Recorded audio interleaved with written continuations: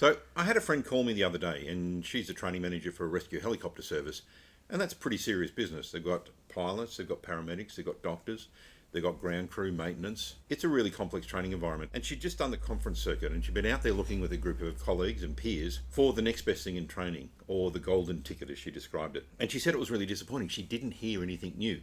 She didn't hear how to solve the problem.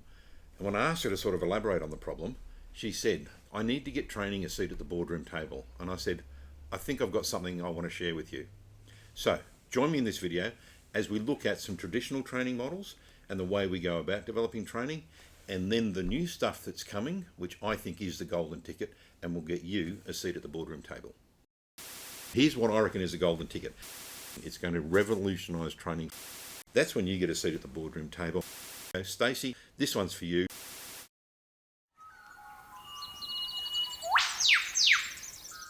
So in today's video, I want to break this down into 4 steps for you. The instructional design, the learning design, the evaluation or the training evaluation model, and then I want to talk about what's new in training with a thing called the total learning architecture and xAPI. We bring all those things together to get you a seat at the boardroom table. The first one is to do with instructional design. This is old school stuff. So there was a group of people, Dick and Carey, who came up with a training instructional design model, and it had these steps. Develop your content or your training, deploy it, and then evaluate it. I kind of came across a variation of this, and you might have seen this in the ADDIE model as well, AIDDIE. It's a systemic way of doing instructional design in an organisation to make sure the training has an impact on the organisation. I came across this through some military training we sort of did, where they actually broke out evaluate into 2 steps. And I really like this model. So I've kind of adopted this, and this is my model for training. This is called an instructional design model. In training evaluation, I like Kirkpatrick's model, which breaks down into 4 steps. Did the learner like it? Did they get it? Did they use it? And did it make a difference? I'm really excited about one which I haven't actually revisited for a number of years, but it is a procedural approach to training, or a task analysis. Kathy Moore, I think, is doing a model around this sort of stuff now. I really like it. I think that's great. I came across it years ago when we were trying to train new air traffic controllers in a new radar system. It's an ex-military sort of model. Again, it's very thorough and I love it. And today's video, we're going to break that down a fair bit. And then part 4 is this new stuff. xAPI, which comes out of the total learning architecture. I think instructional design, that's enough for now. Analyze, design, develop, deploy, evaluate, and validate your training. If you can't do that, you'll never have a seat at the boardroom table. You've got to be thinking like this. It's very strategic and it takes a bit of effort, but there's ways to do it. This learning design for me is the key. So let's jump over to the screen now and start breaking this down. This is a model I came across when we were doing some training in a warehouse in New Zealand, and they paired me up with an instructional designer who literally documented and wrote the training in 3 days for the entire warehouse operation. This guy used a process which I'd never seen before, turned it all out, gave me the job descriptions and all the training material and performance appraisal documentation, all in 3 days for an entire warehouse operation for all the staff on the floor. It blew me away. I love it, and I'm going to share it with you now. He argued that any particular task in training or in the workplace can be broken down into a process. And he challenged me, and he said, I could even do this for counselling services. So if you're a counsellor, here's the steps that we go through. So let me take you through this at a very high level. Basically, we have tasks and subtasks. So here, it is in a warehouse. We're going to pick some stock off a shelf and get it ready for dispatch. The process that you are trying to make sure the learner does is that they log in to their handheld terminal, that they go to the menu option and open the transfer list, that they then move to the bay to go and pick their stuff. They then actually pick their stock. They update the inventory system to say, I got 15 tins of baked beans. And then I go and move that to slot transfer, which is, I'm ready for departure. And you deposit it and record the deposit into which slot you actually did the dispatch. So this is the process. It's called the standard operating procedure, the workflow, whatever you want to call it in your organisation. It's a formal thing of training should be not about what people know, but what we're trying to do is talk about what people can do. Really big distinction, knowledge versus skills. We might need some underpinning knowledge to do that, which we teach. But we also want to teach them the skill, and the skill is the important thing. So then we break that down into a number of columns. What is the skill? Well, here I need to know how to power on the handheld terminal. I need to be able to enter my username. I need to be able to enter my password. and scan either the pallet jack or the forklift that I am going to use for today, because it will allocate jobs based on the equipment I'm using. Then I need to select menu option 2. Move to bay. What's the skill or the knowledge I need? If I'm going to move around a warehouse, I have to have a mental map of what is the warehouse layout.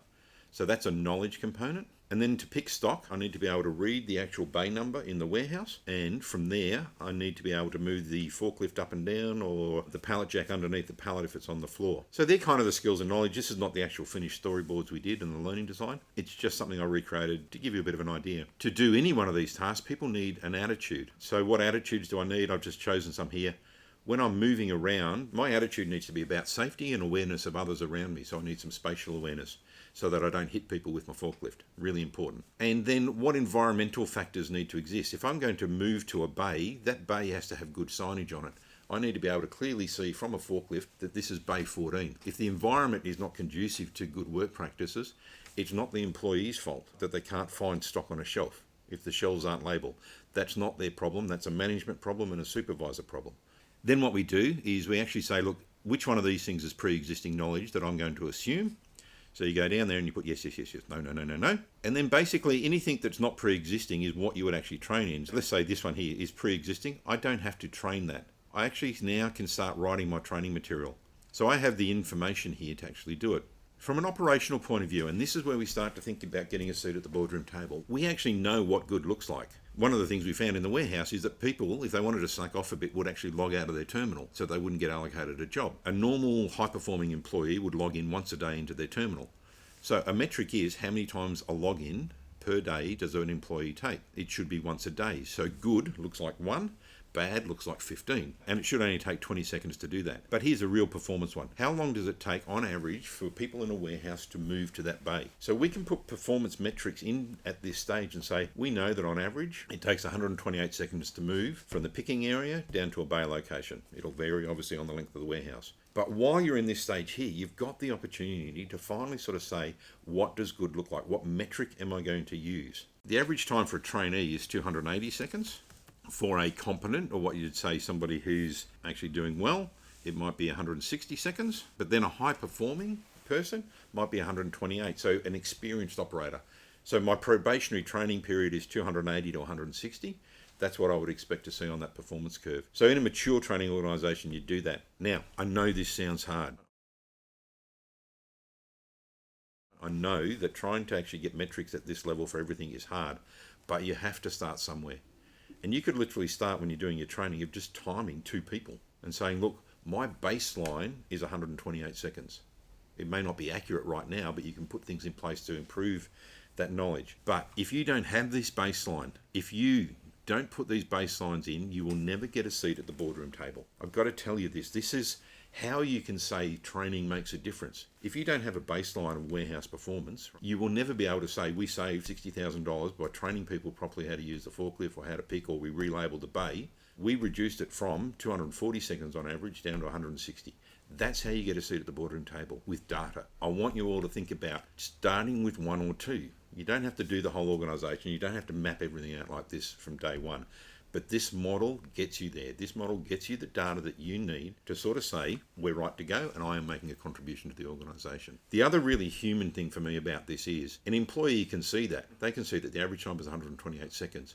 They can look at that and go, look, I'm going into a performance review and I know I'm performing well, or I know I'm not performing that well, or I know that I'm excelling at my job. People like to know that sort of stuff. People like to know that they're doing well. They like the organisation to say, hey, look, on average, everyone's doing 128, but you're doing 112. Like, well done. And that may be a trigger for pay rise. It may be a trigger for some promotion to supervisor. It may be that these are the people who you use to train other people because they're obviously very good. Because if you can spread that 112 seconds out to everybody in the warehouse, you've just saved the warehouse $60,000 a year. So you as the training manager can say, look, I made a difference. We got from 128 down to 112 by a strategy of using a highly motivated, competent employee to share their best practice with other employees. That, if you go back to the Hawthorne studies, is one of the ways that we get organisational performance. So, I love this model. It's really complicated and there's a lot more to it than this. Happy to talk to anybody about it who's interested. But this is how you get a seat at the boardroom table. And you might even just start at this top level. Pick stock. You may not break it down to this. But you could say up here and put a metric up the top. Pick stock should be 128 seconds. or in this case, by the time I log in, by the time I actually go and get a job off the thing, it might take a bit longer. So you might say our benchmark is 148 seconds. So that's the learning design, what I call learning design. I think as a summary, that model I think is the most solid model I've ever seen of how we actually get training, that here you can prove it makes a difference, because I've embedded my metrics in my training. I have all my training resources. I have my job description. I have my standard operating procedure. It all falls out of this process. It is beautiful and it is gold, and it's what the aviation industry has used for years, is this training model. The next thing is this thing called xAPI. So this is what's new. This is what's coming in training, which I think is going to revolutionize the training sector and your ability to demonstrate value to the organization, right? And it's called xAPI. It's one of the standards from the total learning architecture.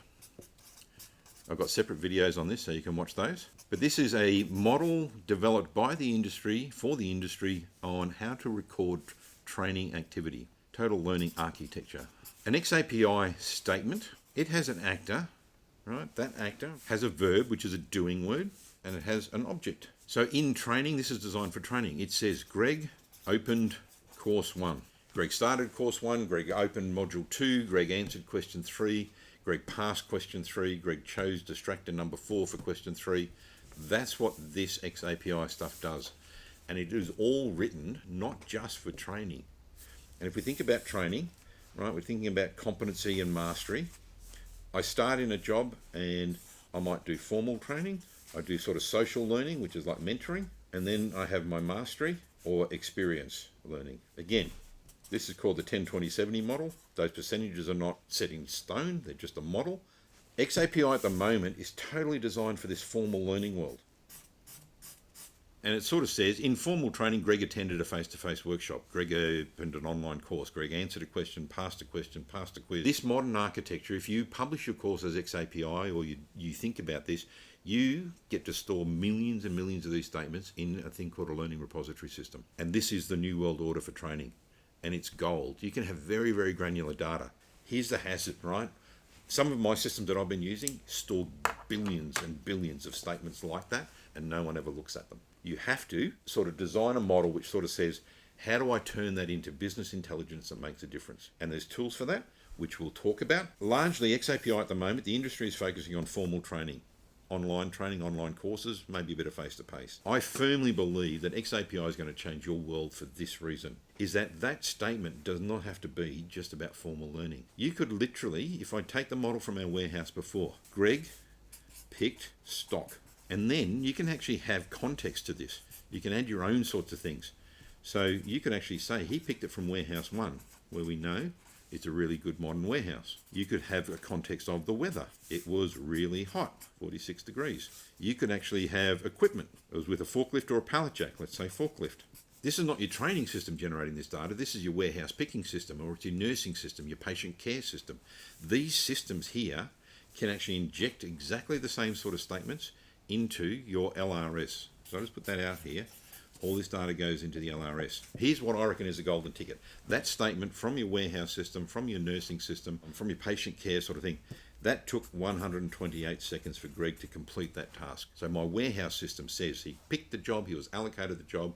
It took 128 seconds to move to the bay and deposit it back in the picking area, ready for dispatch. Your warehousing system generates that statement in a universal format, and then you can run reports. You can actually start saying to your organization, last year, before I took over training, before I adopted this new world order, our warehouse pick time sort of averaged around that. On hot days, we know it got slower, right? And that was a weather-related event, right? But largely, we settle around this. We did training where we could identify good behavior, we could identify good people in the workplace, we could come up with training strategies to get a good motivated learner to share their best practice with other workers. And look what I did. I got that down in a couple of steps to 112 seconds. Now, time might be your indicator, quality might be your indicator, less use of resources, less use of fuel. So how long did it take me to plan a flight? All these things, whatever your metric is, doesn't matter. But if you want to see it at the boardroom table, this, called the Total Learning Architecture, is brand new. It's coming. It's going to revolutionise training for the next 10, 15 years. I'm in love with it. If you want to talk about it more, let me know. I hope that sort of gives a bit of an insight into what I think is the golden ticket and how you get a seat at the boardroom table.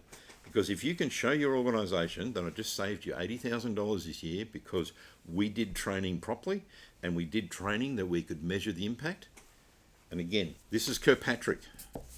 Kirkpatrick says you can only really know and deserve a seat at the boardroom table if you can prove your training made a difference. Here's how we make training accountable to the organisation, quantifiable. And I think, it helps you hold your head up and go like, I'm done doing this in the dark. I can't keep sending questionnaires out to people saying, did you like the training?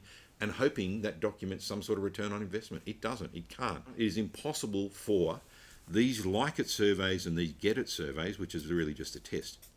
It is impossible for those things to actually give you an ROI figure. It's only when they use it that you can actually then get ROI. Did my training get used in the workplace and did it change?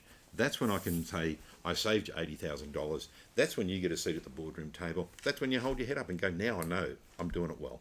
So thanks very much for listening. I hope you like this video. I love this stuff. If you want to talk about it, let me know. Thanks.